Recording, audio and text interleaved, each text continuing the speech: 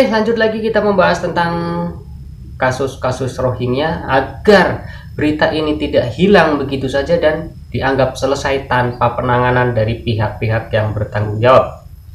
Kali ini kita akan membahas tentang Ketua Yara, yaitu Saparudin, yang akan ditampol oleh emak-emak dari Aceh, yang selama ini Saparudin ini menyediakan lahan 12 hektar dan menakut-nakuti warga Aceh dengan ancaman hukum. Tapi sebelumnya saya ingatkan kembali, dicek tombol subscribe-nya, jika masih berwarna merah silahkan diklik biar berubah jadi warna hitam. Kalau yang sudah hitam berarti sudah subscribe. Saya ucapkan banyak terima kasih. Oke, langsung saja kita ke pokok pembahasan kita, yaitu tentang Bapak Saparudin, Ketua Yara, yang menyediakan lahan 12 hektar sebagai tempat penampungan Rohingya. Dan Saparudin SH, saya tambahin lagi apa ya?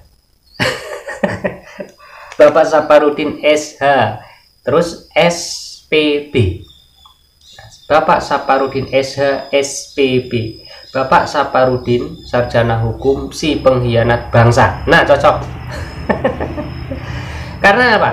Bapak Saparudin ini menakut-nakuti warga yang menolak kedatangan Rohingya ini dengan ancaman hukum. Nah, seperti apa? Kita simak dulu video-video dari Bapak Saparudin sebelum ditampol oleh emak-emak Aceh. Dihukum dengan penjara selama 3 bulan. Nah, sebenarnya bisa saja sebenarnya orang-orang yang menolak ini kalau menurut hukum pidana bisa kena sebenarnya. Ketua Yayasan Advokasi Rakyat Aceh, Yara, Saparudin SH mengatakan, orang-orang yang menolak memberikan pertolongan pada pengungsi Rohingya dapat dikenakan dengan hukum pidana. Adapun pasal yang dapat disangkakan adalah pasal 531 dan 359 KUHP. Orang-orang yang menolak ini, menurut hukum pidana bisa kena. Pasal lain lagi, pasal 359 KUHP, barang siapa karena kelalaiannya menyebabkan orang lain mati, dipidana dengan pidana penjara paling lama 5 tahun penjara. Nah, kalau kejadiannya orang lain luka berat, itu bisa dipidana 1 tahun, terangnya. Hal itu diungkapkannya dalam program Serambi Spotlight edisi Kamis, 21 Desember 2023, yang tayang secara langsung di YouTube dan Facebook Serambi News. Program yang mengangkat tema, Etnis Rohingya, antara sisi hukum dan kemanusiaan, dipandu oleh News Manager Serambi Indonesia, Buhari M. Ali. Saparudin meminta masyarakat dapat teredukasi dan melek hukum, bahwa menolak pengungsi Rohingya tidak dibenarkan dan bisa berujung pada jeratan hukum. Karena itu, ia meminta sesama umat manusia untuk bisa memanusiakan manusia. Dia berharap pemerintah dapat memfasilitasi tempat penampungan sementara bagi pengungsi Rohingya yang mendarat di Aceh. Saparudin menjelaskan, dari perbincangannya dengan pihak UNHCR diakui bahwa, pihak UNHCR selain membiayai tempat penampungan juga akan membantu masyarakat sekitar. Karena itu, menurutnya, kedatangan pengungsi Rohingya juga harus dilihat dari sisi positif. Orang-orang yang menolak ini kalau menurut hukum pidana bisa kena. Lalu apakah hukum ini akan tetap berlaku bagi warga dan masyarakat Aceh yang sejatinya aslinya warga Indonesia asli? Dan hukum ini akan digunakan untuk melindungi para pengungsi-pengungsi Rohingya. Ketika nanti pengungsi Rohingya dari luar negeri datang ke Indonesia, ditolak oleh warga pribumi yang asli Indonesia, akan dihukum. Dan warga Rohingya akan dilindungi dengan hukum dan undang-undang yang ada di Indonesia. Nah, kalau seperti itu, dibalik saja, Indonesia ini jadi negara Republik Rohingya. Nah, kita lanjut lagi ke video berikutnya, yaitu masih di Ketua Yara sebelum ditampol oleh emak-emak nanti di belakang. Ini yang menyatakan Ketua Yara menyiapkan lahan 12 hektar untuk penampungan para Rohingya dan mereka bekerja sama dengan UNHCR. Bahkan lahan pun sudah disurvei oleh UNHCR dan cocok. Nah, di sini kita perlu pertanyakan, ada apa antara Yara dengan UNHCR? Saya satu-satu, saya pikir ini sekalian saja menjawab pertanyaan kawan-kawan tadi ya. Jadi pertama saya sampaikan beberapa hari yang lalu ini karena posisi pengungsi Rohingya ini kan belum ada tempat yang pas, yang settle ya, sehingga kami berinisiatif menawarkan sebuah tempat yang memang bisa digunakan untuk pengungsi. Jadi disepakati untuk sementara dulu bahwa gejolak di masyarakat. Ini kan informasi yang di media sosial juga banyak hoax dan semacam. Masyarakat kan tidak bisa menampung kadang-kadang. Sehingga para kecil dan mungkin tokoh-tokoh itu meminta untuk sementara jangan dulu ditempatkan di situ sampai mungkin ada nanti informasi lain dari pemerintah, nanti mungkin akan dipanggil dan masyarakat di pemahaman baru mereka siap. Kalau sudah siap nanti itu mereka baru mungkin akan bisa terima. Tapi sementara jangan dulu karena masih ada gejolak di masyarakat. Mengambil langkah untuk menempatkan, mencari tempat yang layak, yang bagus, yang bisa ditempati bagi pengungsi Rohingya ini. Ditangani secara prosedural, diberikan tempat, kemudian setelah tempatnya ada, biarkan nanti UNHCR yang menguruskan kemudian. Karena memang seperti itu. Ya. Setelah mereka ada tempat, mereka tinggal menunggu proses selanjutnya sehingga tidak menimbulkan kegaduhan di masyarakat. Ya. Mana ada suap? Nah, selama ini kan kerja swadaya yang tadi dulu ya. Ini kenapa kami berinisiatif menampung pengungsi? Karena kan saya lihat dia rasa kemanusiaan. Jadi saya bilang, jangankan manusia, sapi saja, kalau malam itu kita jemput dia, sapi di hutan, kita jemput. Apalagi manusia, kan saya lihat di pemerintahan, ditolak di sana, di sini, anak-anak, perempuan, dan segala macam, itu kan menyedihkan. Jadi secara kemanusiaan itu, hati kita nggak bisa menerima seperti itu. Saya sedih, saya pikir, ini apa yang harus kita lakukan? Jadi saya berinisiatif, kita taruh, tempat saya di situ. Ada lahan saya taruhnya di situ. Saya sampaikan, saya komunikasikan dengan kawan-kawan di UNHCR dulu. Saya sampaikan, ayo coba lihat lahan saya, layak enggak? Nah, ketika enggak, oh sudah layak, sudah pernah kami ajar. Ketika itu baru saya sampaikan ke publik bahwa saya siap. Jangan nanti saya bilang saya siap, ternyata lahannya menurut kawan-kawan di UNHCR tidak layak gitu. Ini sudah layak. Saya sampaikan kepada saya surat di Bupati yang besar supaya menetapkan lokasi itu sebagai tempat akomodasi sementara. Nah, di sini jelas sekali bahwa Bapak SHSPB ini, yaitu Bapak Saparudin, itu ada kerjasama antara YARA dengan UNHCR. Dan YARA menyiapkan lahan 12 hektar, sudah disurvei dengan ketua UNHCR dan cocok, tinggal pengajuan ke pemerintah. Nah, penonton netizen, bagaimana menurut pendapat kalian semua? Tulis di kolom komentar tentang Bapak Saparudin SHSPB ini. Gelarnya saya tambah. Oke, lanjut kita ke emak-emak Aceh yang akhirnya menampol Bapak Saparudin ini dengan pernyataan-pernyataan yang begitu menyakitkan kalau menurut Bapak SHSPB ini. Assalamualaikum warahmatullahi wabarakatuh. Saya mohon waktunya. Saya akan memberikan tanggapan kepada Bapak Safarudin Sarjana Hukum selaku Ketua Yayasan Advokasi Rakyat Aceh. Perkenalkan Pak, nama saya Hasrati atau lebih dikenal Titi Hasrati. Saya ini seorang emak-emak biasa aja Pak, enggak tamat kuliah ya. Emak-emak yang cuma ngurusin anak, suami, rumah dan lain sebagainya. Jadi di sini Bapak katakan sebagai Ketua YARA, Yayasan Advokasi Rakyat Aceh, Bapak Safarudin SH mengatakan orang-orang yang menolak memberikan pertolongan pada pengungsi Rohingya dapat dikenakan dengan hukum pidana. Adapun pasal yang dapat disangkakan adalah pasal 531 dan 359 KUHP. Pasal 531 KUHP berbunyi, barang siapa menyaksikan sendiri ada orang di dalam keadaan bahaya maut, lalai memberikan atau mengadakan pertolongan kepadanya, sedang pertolongan itu dapat diberikannya atau diadakannya dengan tidak mengkhawatirkan bahwa ia sendiri atau orang lain akan kena bahaya, dihukum kurungan selama-lamanya 3 bulan. Orang-orang yang menolak ini menurut hukum pidana bisa kena pasal lain lagi, pasal 359 KUHP.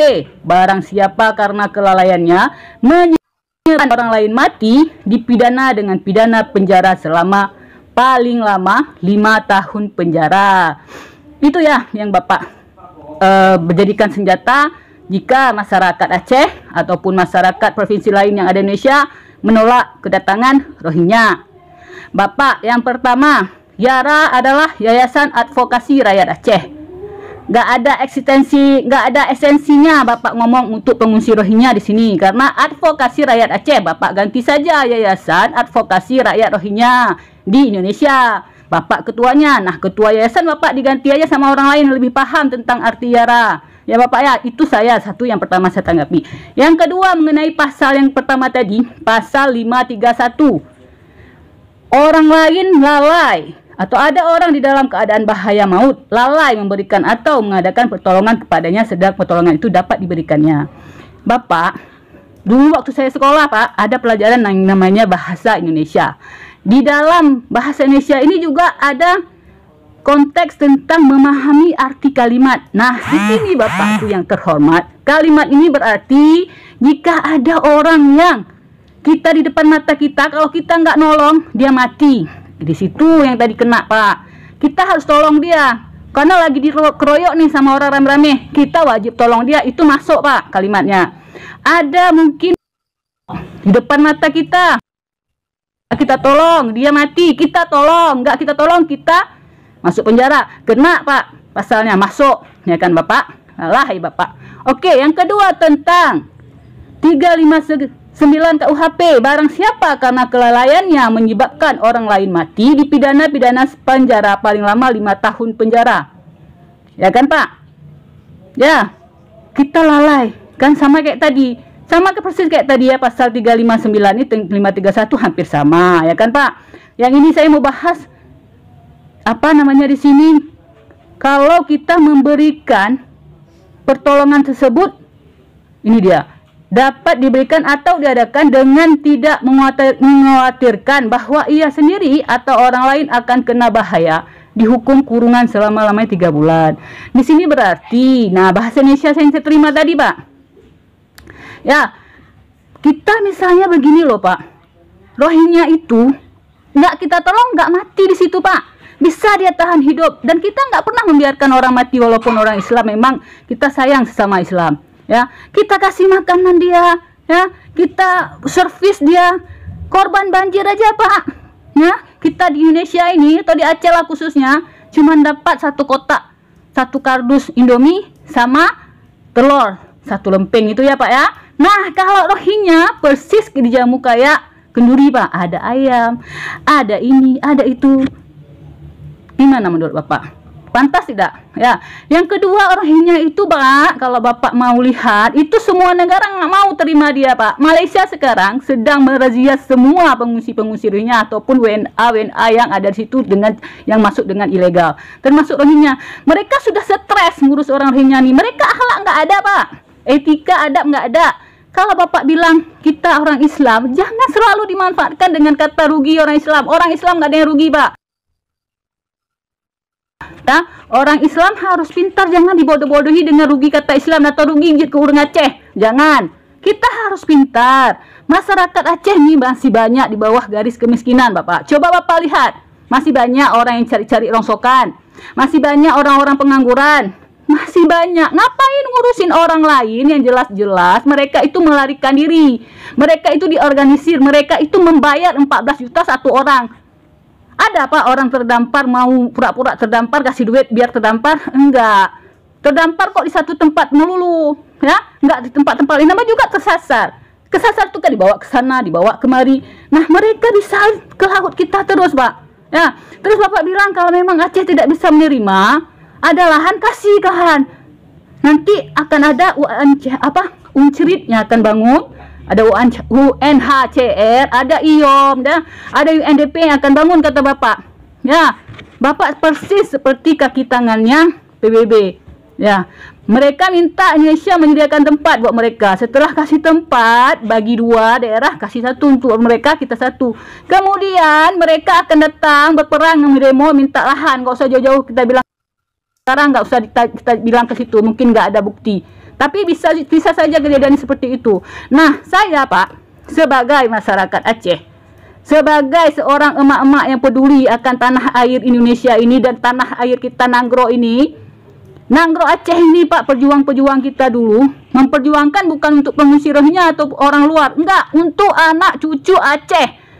Jangan berikan tanah air kita yang diperjuangkan keringat, harta, air mata untuk mereka yang nggak jelas. Mereka Islam nggak jelas, sholat nggak ada, begitu lihat perempuan kayak lihat ikan asin, ditaruh di kamp pengungsian lari, dikasih makanan dibuang, dikasih baju dibuang. Akhlak orang Islam Pak, apakah itu akhlak orang Islam? Itu ya Pak ya. Terus Bapak Safarudin, sarjana hukum, Bapak lebih mengerti hukum. Bapak Safarudin, sarjana hukum, betul namanya Bapak Safarudin, bukan Bapak Salahuddin ya. Bapak Safarudin, sarjana hukum, sebagai ketua Yara, mohon Bapak lebih bijaksanalah ketika Bapak berpendapat. Jangan membodoh-bodohi masyarakat kita sendiri Pak. Jangan dibodoh-bodohi masyarakat kita sekarang udah pandai, udah pinter, udah cerdas. Mereka bisa googling, bisa searching. Saya aja emak-emak tahu Pak.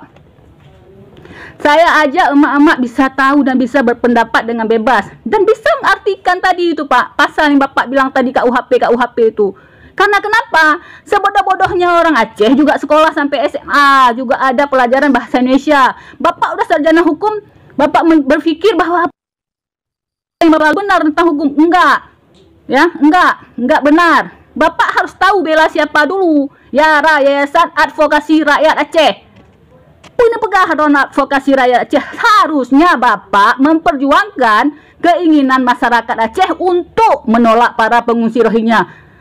Semua sekarang menolak, tiba-tiba Bapak muncul suruh terima. Maksudnya apa? Apa Bapak dapat juga ini? Ya, jangan Pak, mohonlah Bapak. Sebagai orang pintar, manfaatkan ilmu Bapak. Jangan dibodoh-bodohi masyarakat kita. Kalau bisa masyarakat bodoh seperti saya ini Bapak kasih pintar. Jangan Bapak bodoh-bodohi dengan pasal-pasal yang Bapak bilang tadi. Ya Pak? Baiklah Bapak, itu saja. Saya mohon maaf jika ada perkataan saya yang kasar. Saya memang kayak gini Pak, kalau ngomong ceplas-ceplos aja.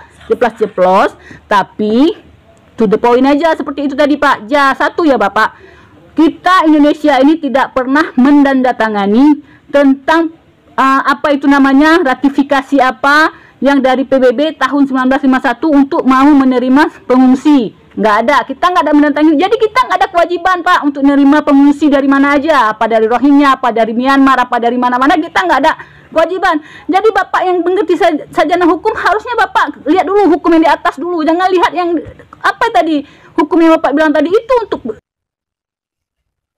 bisa. Nah, untuk pengungsi mana masuk itu pasal Pak. Alah Bapak Safarudin. Itu saja Pak ya. Demikian, assalamualaikum warahmatullahi wabarakatuh. Nah itu dia tampolan keras dari emak-emak Aceh untuk Bapak Safarudin SH-SPB. Dan untuk Bapak Safarudin SH-SPB ini sudah, Anda berhentilah untuk menakut-nakuti warga kecil, rakyat kecil yang tidak tahu tentang hukum. Jangan selalu Anda takut-takuti dengan ancaman hukum. Hukum ini untuk melindungi orang-orang NKRI, orang-orang Aceh, dan orang-orang keseluruhan warga negara Indonesia asli, bukan untuk melindungi para imigran-imigran gelap. Jadi Anda terbalik, hukum ini Anda gunakan untuk melindungi warga-warga asing, warga-warga Rohingya, namun Anda menjerat orang-orang Aceh dengan hukum yang berlaku. Oke, cukup sekian. Tolong dicek lagi tombol subscribe-nya yang masih merah, silakan dipadamkan, diklik. Untuk yang sudah hitam, saya ucapkan banyak-banyak terima kasih, karena subscribe dari kalian semua itu sebagai penyemangat kami untuk menyerukan kasus-kasus Rohingya agar tidak mudah hilang tanpa penanganan dari pihak-pihak